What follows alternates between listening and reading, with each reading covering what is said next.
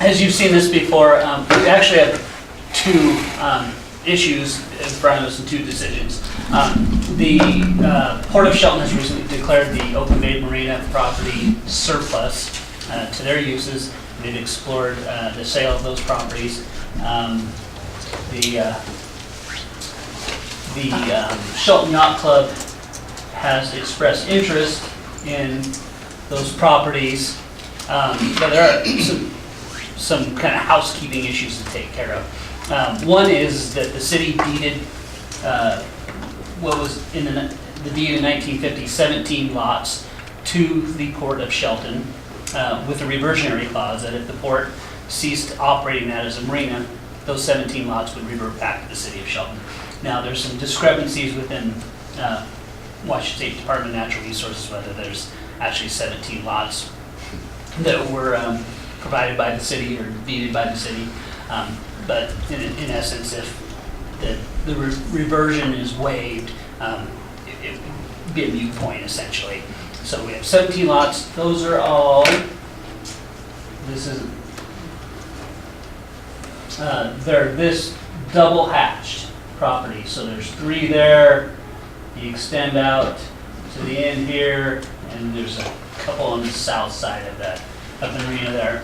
And as you see, it's not a great representation. I'll go back to this map that shows the parcels outlined in red. And you'll see the improvements of the marina underneath these parcels here. This is the upland. Highway 3 essentially runs here to the west-northwest. This is the existing building that the Yacht Club owns and operates out of. So that's the totality of those parcels.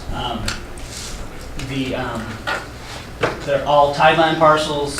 The only parcels that really abut the uplands would be up here, which are outside the marina. These are kind of high banked, higher slope outside of the marina operations that really have difficulties in accessing in any way.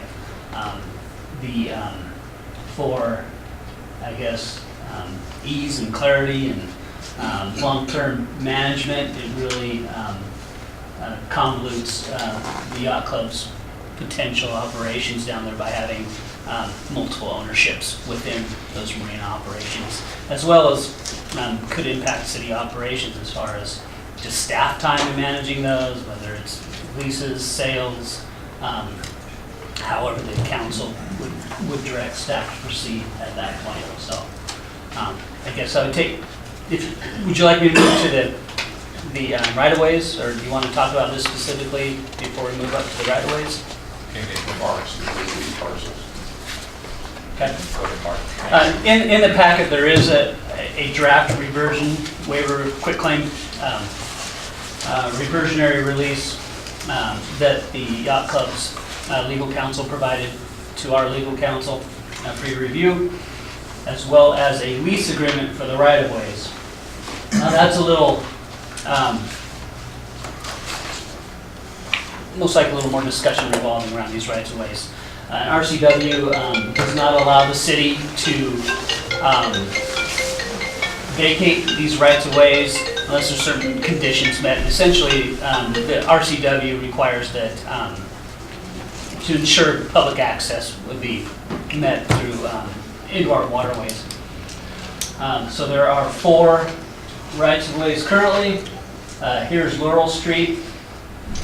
This is an alley. Spruce runs through the middle of the property, and Pine Street on the south. And the proposal from the Shelton Yacht Club is to lease these rights-of-ways, which will continue essentially an agreement we have with the port where we lease these rights-of-ways to the port right now for their marina operations and public access. That current lease expires in 5 years, and the Yacht Club has sought a longer term for their purposes to function and make improvements and secure funding for operations and maintenance and improvements down the marina. A 5-year lease really limits them in what they can do as far as securing funding for operations down there. The consideration of the lease is public access. And so there's really essentially two places that public access is provided at this point. There's the pier that extends right here, and then there's what's considered the guest dock or public dock right here, and then there's this unimproved boat ramp, which is within the Pine Street right-of-way. So this is current right-of-way now. Part of this pier and guest dock is located within the Spruce Street right-of-way. Part of it was actually vacated before the RCW was adopted by the state legislature. So not all of it is within that right-of-way, but there is some right-of-way of Spruce Street that still is located there. So within the language of the lease agreement, the yacht club is essentially committed to maintaining a like public access that is there at this point now. So whether it's this actual public access or it could be moved, certainly improved, but it would not diminish from the access that's there now. And the consideration of the council would be to provide input on those public access requirements and what you might like to see provided in exchange for the lease of those rights of ways. And there's yacht club members here if you'd like to hear some more information about their future plans and improvements at the site. Okay, thanks, Mark. Discussion.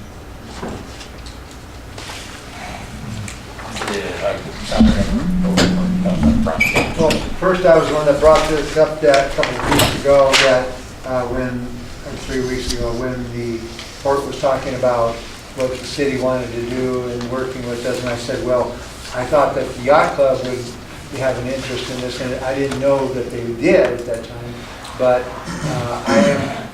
I just want to state for the record, because I want to be friends with these people, that I am a fan of the Shelton Yacht Club. So now that's how I want to start the negotiations, because I'm sure there's, how we can all come to a nice agreement with it, but without the Shelton Yacht Club, I mean, it seems to me that is the future of this, because it just makes sense that that's what, I mean, that just makes sense, So I don't know what we would do financially or all of that kind of stuff, but I do believe that should be the home of that club. And if that was just sold to an out party someplace else, where would they go? So, I mean, that's my input on that. Okay. Do you want a short discussion from the yacht club as far as what their plans are? Great. Okay. If someone like, if you want to go up to the podium, that'd be fine, or from there. However you want, like probably playing at the wall. You guys go over this way and see you. Actually, it's Mike Byrne and I from the Yacht Club. My name's Dave Mariano, and my partner Mike Byrne. And I guess reiterate a little bit of what Gary said. First of all, thanks for taking the time to hear us and what we're thinking about doing and why it's so important to us on the right-of-way lease and the duration of it. As Gary noted, the club has been a presence there for probably, I think, Mike might have to help me on this, but probably for about the last 70 plus years. The club has had a continuous presence down in the club. And I think the club has managed it for the last 35 or 40 of those years.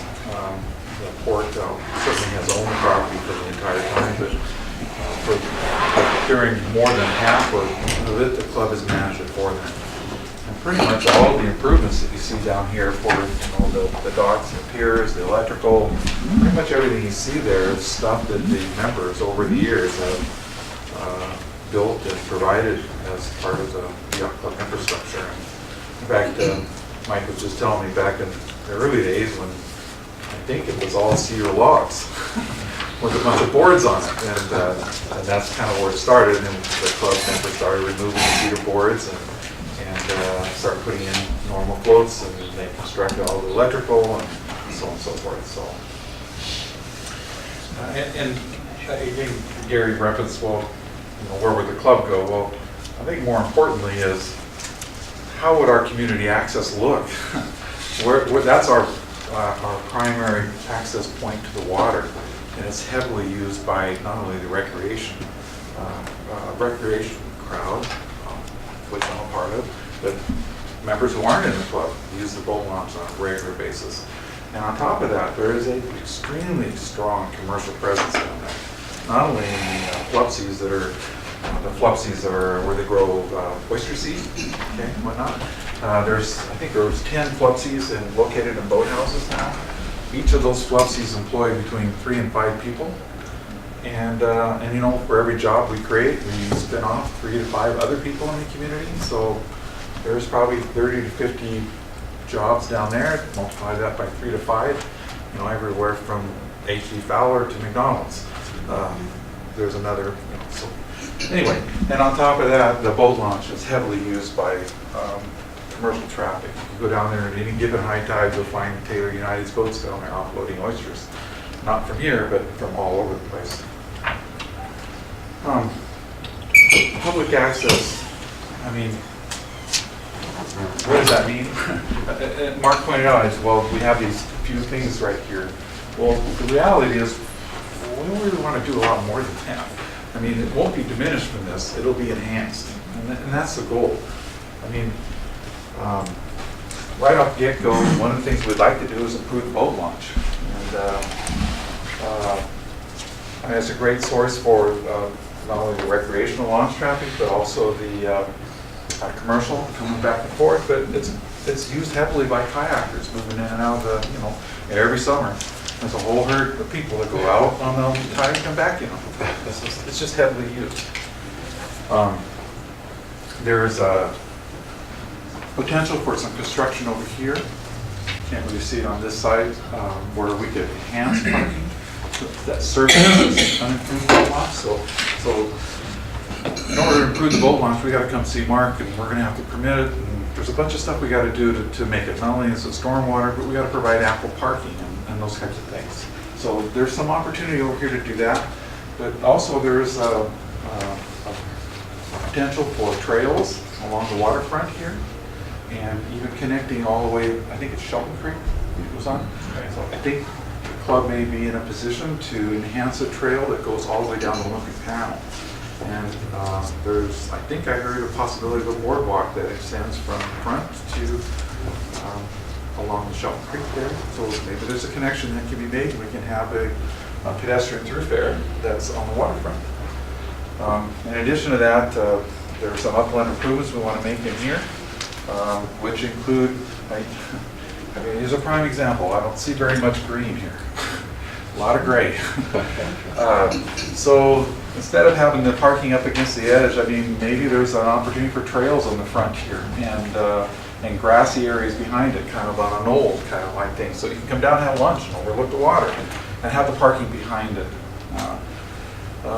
There's the dock and the pier access, Mark reference. I mean, there's a bunch of maintenance that need to be done to the dock, let me tell you.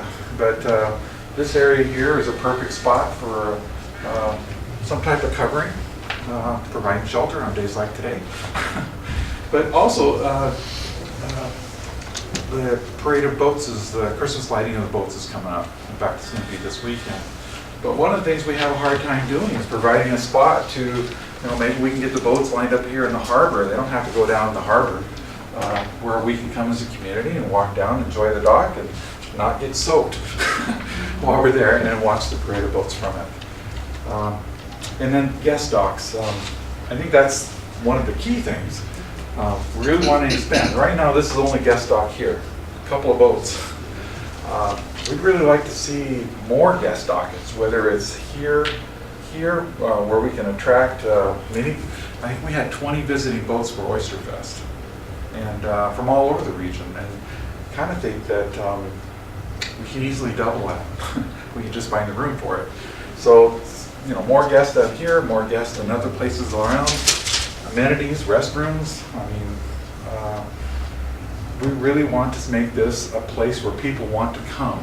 People go in the boating community, different clubs from all over Puget Sound go all kinds of places. I mean, Long Branch has a huge following of people that goes to Long Branch from all over the place. There is absolutely, I'll say this nicely, there's not a whole lot there.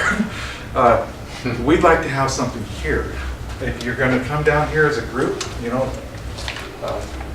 even this club will go out on outing and have 15, 20 boats, So if you're coming down here to visit as a group, we'd like to be able to provide amenities, a place to get out, enjoy some green, a place to walk trails, walk to town on trail system that goes all the way down past Olympic Paddle. There's also connections with Mason County Transit that can be made, so we have access to our community, grocery shopping, going to lunch, other things.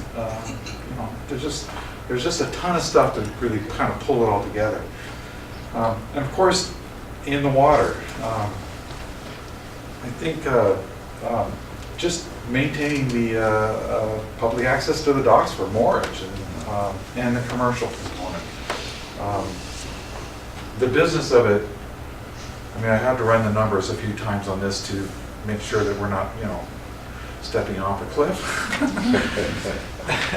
I can tell you that with complete assurance, the business model absolutely depends on public access. It has to be. That's the only way it's going to function. Enhancing it, making it a regional component of the tourism plan, it's got to be a priority. Hopefully we can elevate it to a priority with the regional tourism plan.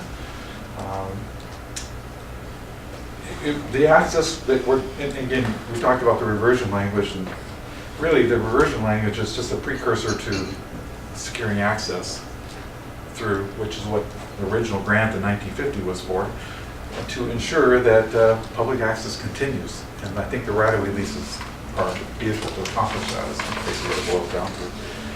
Thanks. I'm pretty confident that it will be nothing less than what it is here. It's going to be a huge improvement if we can just acquire the place and then work in partnership with you all to take on these various activities. I'm looking forward to I can actually come down and sit down with Mark and say, hey, what about the boardwalk? Let's get this trail. How would this look?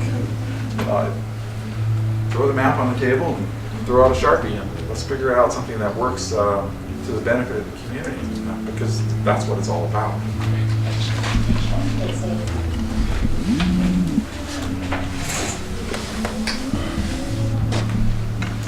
Further discussion?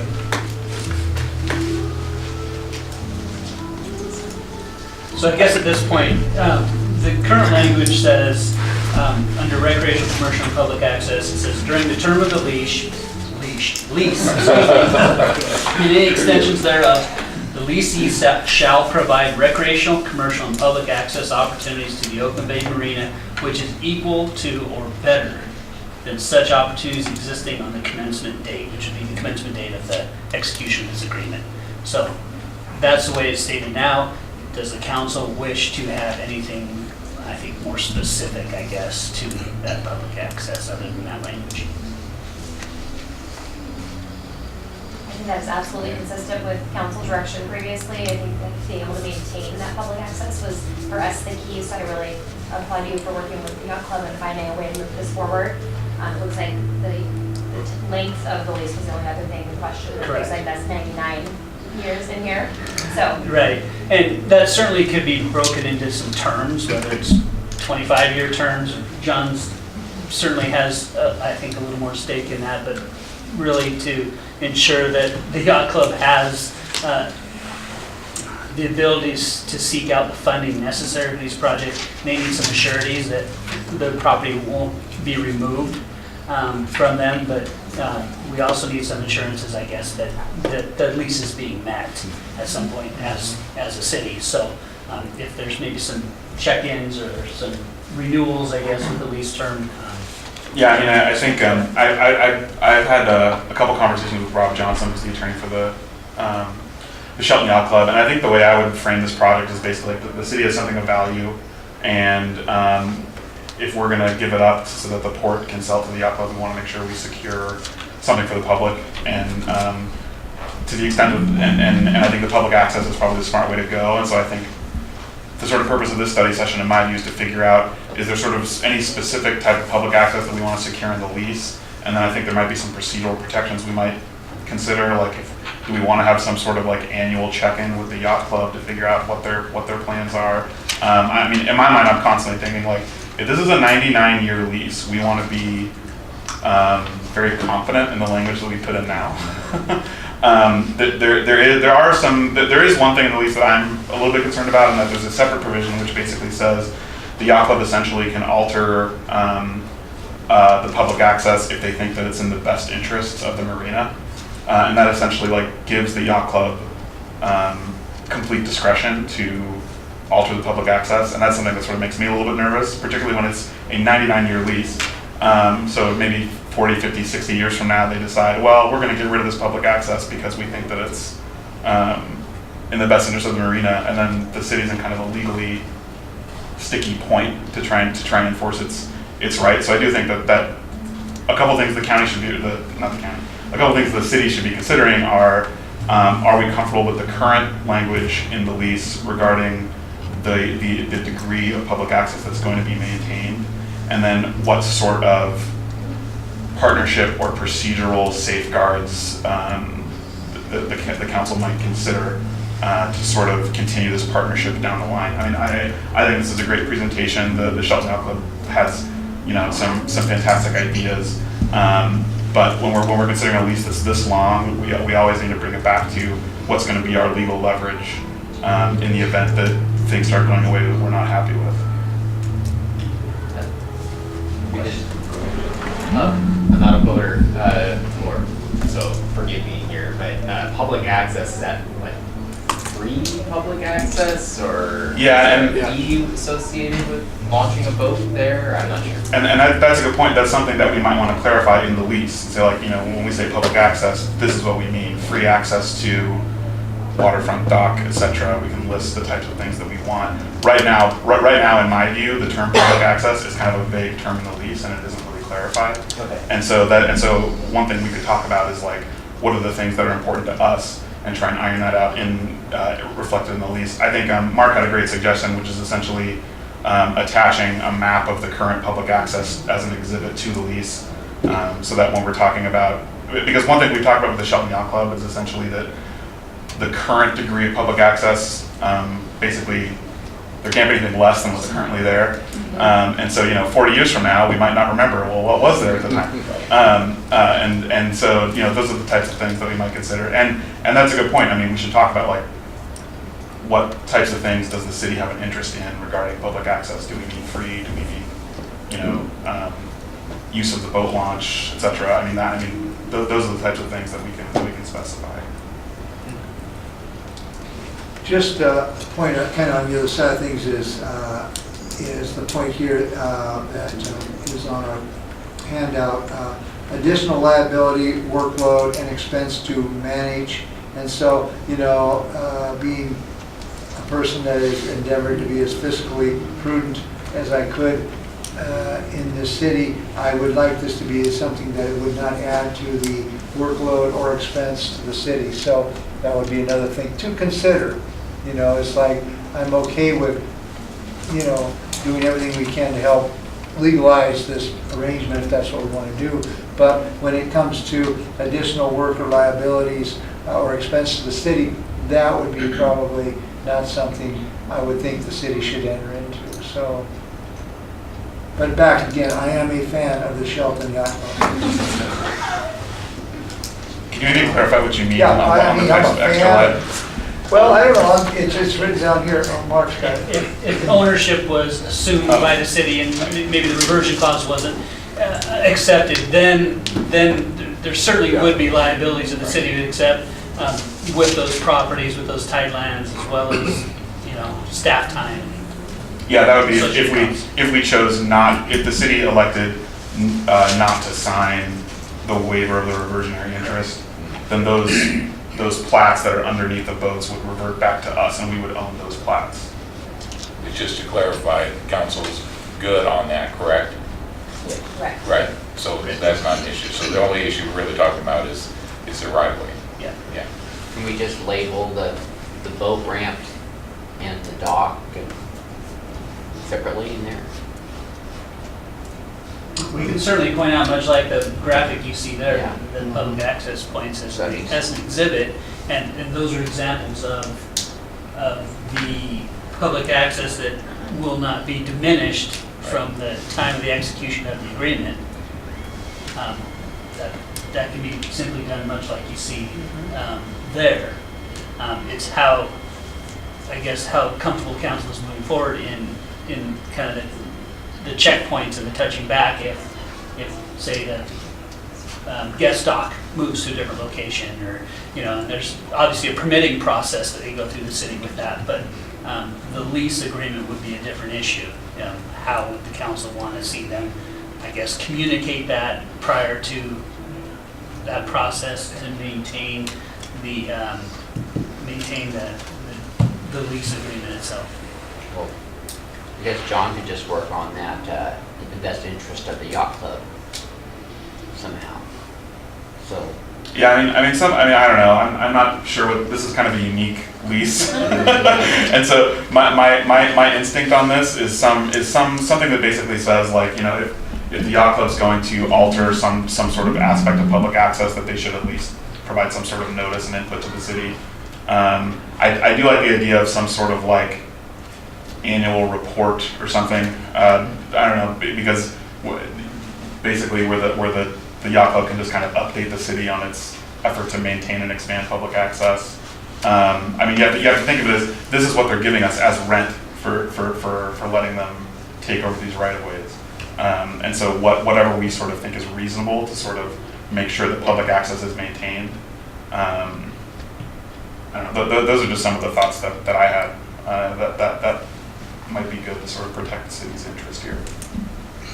And John, what was the specific language that you were concerned about regarding altering public access? Was that in section 4, that last? Yeah, so in section 4, it says, it shall not be a violation of this clause, in other words, it shall not be a violation of the lease, for the lessee to relocate and or establish additional or alternative recreational, commercial, and public access opportunities which are determined to be in the best interest and preservation of the marina facilities, as long as the marina provides opportunities which are equivalent to the opportunities that exist on the commencement date. And I guess I just sort of have two issues with that. The one is that public access opportunities is again just kind of a vague term that isn't really defined in the lease. And it gives the marina sort of complete discretion to basically change the levels of public access as long as they sort of think that it's in the best interest of the marina. And so long as it is at least meeting what we have today. I mean, that's what I agree. That's what I'm asking. What language in there is concerning you? Because I think the intent, everyone's on the same page, but maybe Right. clarifying that language. Yeah, I think just clarifying the language would be better. I think providing some sort of, like having it written down that they have to provide some sort of notice to the city, I think would be good. The other thing too is obviously when we're dealing with something like, whether the level of public access is sufficient or not, or is equivalent to the current or not, could potentially be an ambiguous question, and we might not necessarily agree with the marina down the line about the changes that they might make. So that's just one provision that I think could be clarified to make it more sort of procedurally include the city's input in some way. I don't know that we would want to go so far as to like condition city approval, because I think that might sort of be too restrictive. But I think some level of like notice and input, just so that the city is at least aware of what's sort of going on. And as Mark pointed out too, there's going to be there's a whole separate sort of permitting regime. So we'll know. which I'm not necessarily an expert in. We'll be fully aware of the permitting process down there, yes. But yeah, I think it could be a pretty easy clarification, but that was just one of the things that I thought of sort of going over the lease. Very good with John worked on some clarification that would be acceptable to both parties.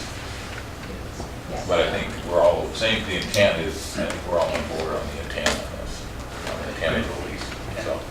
I agree, reasonably defined public access, what that means. And I don't know what it is today exactly either, sorry, but. Yeah, I think maybe Mark and I will sort of put our heads together and think Yeah. of, just, I don't know, I mean, I think I'm pretty much in agreement. I think everybody in this room is kind of on the same page with what we want. I think it's just sort of, I think the language in the lease could be clearer, especially what, like, when I just think about 60 years down the line, like, you know what I mean, what are they gonna think? So, I think coming up with some sort of clear definition of public access and clarifying what the current level of public access is could go a long way. The 99 years, that's another thing that we can consider. I mean, it's just, that's a really long lease. That's not to say they're not done. I've seen leases that are 99 years. But it's just, you know, maybe not as common as, the old lease that we gave to the Port of Shelton was only 30 years, for contrast. And why again 99 years? Proposed by the yacht That's club. how many bottles is on the Okay. wall. I mean, maybe that's what. Yeah, yeah, that might be good for some. Yeah, go ahead. No, go ahead. If I could address that, why 99 years? Well, first of all, back up. You're absolutely right. No alteration will occur down there without it being done by permit. There'd be complete transparency and full notice. The permitting regime is onerous, and then we're not talking about the city's processes, okay? There will be Corps engineers, there'll be nationwide, you know, well, not the nationwide, but individual permit. There's just a whole bunch of stuff that has to do. So nothing will get altered down there without some notice that we're going to have a conversation about. So I got to dispel that. Why 99 years? You know, the port, between two public agencies, it's not really a big deal. There's, you know, the two entities work it all back and forth. It just kind of happens. In our case, it's a little different. I mean, even the last agreement took quite some time to get done. And in fact, it was noted in the cover letter. It was like they were chuckling about it. The concern for us is that by the port's own numbers, I mean, there was some conversation about, oh, it's $3 million for the South Dock, and they kind of stopped the conversation there. The reality is there's probably about $13+ million worth of improvements that need to be done down there. And we're just members of the community. We can't go bond this place. So we got to go to the bank and get it. And those come with 30-year loans. And we're going to have to stagger it over time. So, and nobody's going to loan to us. Like right now, there's 5 years left on the lease. I mean, it wouldn't matter if there was 15 years left on the lease. It's still going to be a 30-year note probably to make it affordable. And a bank's going to look at that and say, well, until you control at least 30 of it, I'll talk to you. And by the other side of the coin, it's like, wow, we're going to put we're going to put a whole bunch of money into this place, and at the end of 30 years, maybe see it go away. So there's kind of concern for that. Plus, the other thing is we have to build these improvements staggered over time. That's the only way we can afford them. So if we do one and 15 years down the road, we got to do another one, well, then we have this conversation with financing. It's like, so now we're on hold for 15 years, you know, until the lease expires before we can get the stability that the financing wants so that we can continue on. So we as a community don't get the improvement. So I know that 99 sounds long, but it's quite common in the private arena to provide for financing and certainty and stability. I think in the public arena between the agencies, a shorter period is fine. You know, they just can't keep lopping it. And the only reason why they did the 30 years because in this case it matched the DNR lease, and I don't know why they tied it to that. But it's a different business model, a different financing model, and there's a whole bunch of risk going on, a whole bunch of risk. So it's really a longer term conversation than probably what you're used to. Thanks, Dave. Any other discussion on that? Any other issues? So I stick with 99 for now, I guess. We'll work on it and bring it back. Yeah. Okay. Thanks, Mark, Mark. would there be any grants available for this, any of this kind of work, like the launch or trails, or, I know that the yacht club is privately owned. Is that no, that's a privately owned boat launch too, isn't it? No, the boat launch is actually in the right of way, and that's a potential. There may be RCO, Recreation Conservation Office, grant funding that could be partnered between the yacht club and the city. Obviously, having an agreement in place and having it. I know ownership that's a and whole lease, lot yeah, of money. I mean, Absolutely. whole lot of money, and you know, the yacht club does, I have no idea what their business is, but I know they do, you know, spaghetti feeds and oysters and blah, blah, blah. You just can't raise that kind of money doing that. So, I mean, that's,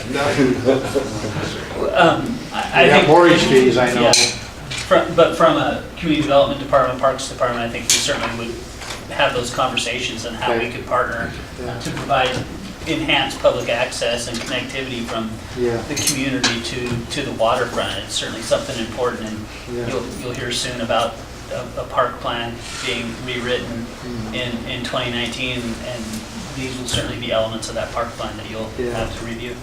So if and when this were to go through, would it make sense for SMPD to be perhaps the channel for which the yacht club communicates with the city and council? Would that be maybe an appropriate avenue to make reports or have an advisory space on that committee or something along those lines? Nice spitballing. Yeah, technically, the lease, our city properties, because they're right of ways. Sure. So, and the SMPD has an interlocal agreement with the city to basically function, you know, all operations. So, it's one and the same, legislatively anyway, and staff-wise. So, I'd have to go back and look at the agreement too, because within that interlocal agreement, there are some duties that the SMPD performs. Essentially, it's management of the advisory, the citizens, appointment and management of the citizens advisory committee, and not much else, because it does take action of the city for most everything else, from budgeting to staffing and asset management, things like that. All right, thanks, Mark. Thanks, John, and appreciate it. thanks to the Yacht Club for working through this.